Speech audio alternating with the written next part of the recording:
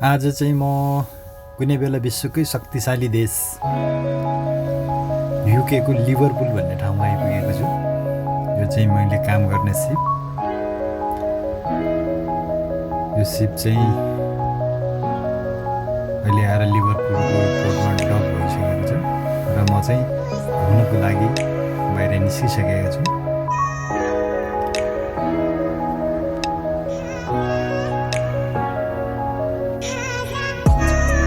UK भन्ने बित्तिकै सबैले थाहा भएकै देश हो।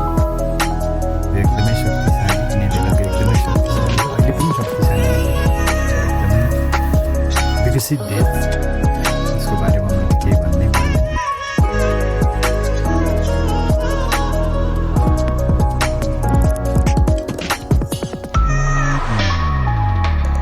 यहाँको दरबार जस्तो देखिन्छ यो कोही कार्यालय होला अथवा दरबारै होला।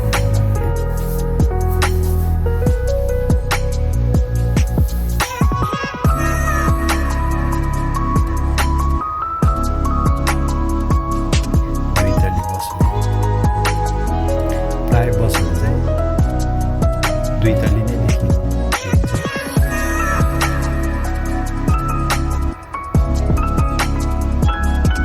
चिसो मौसम यहाँको लागि चाहिँ यो गर्मी समयहरूले तर पनि हाम्रो लागि चाहिँ यो चिसै छ। यो चाहिँ लिभरपुल स्टेडियम रहेछ। खासमा यहाँ घुम्न जाने भन्ने उद्देश्य यहाँ आउँदाखेरि चाहिँ यो भित्र एउटा टुर जस्तो हुने टाइम टेबल रहेछ। यो टाइम टेबल चाहिँ हामी आएको समयबाट लगभग 2 घन्टा जति पर्खिनु पर्ने भयो। त्यस कारणले हामी चाहिँ नजाने निर्णय गऱ्यौँ।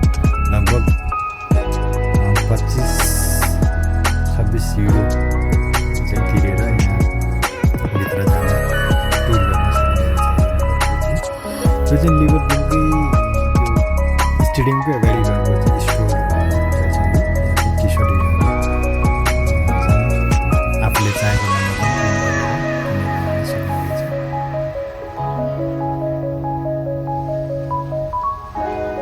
प्रिन्टेडहरू पनि छ र तपाईँले आफूले चाहेको नम्बरमा प्रिन्ट गरेर ल्याइन सक्नुहुन्छ। स्टेडियमको अगाडिको भाग काउन्टर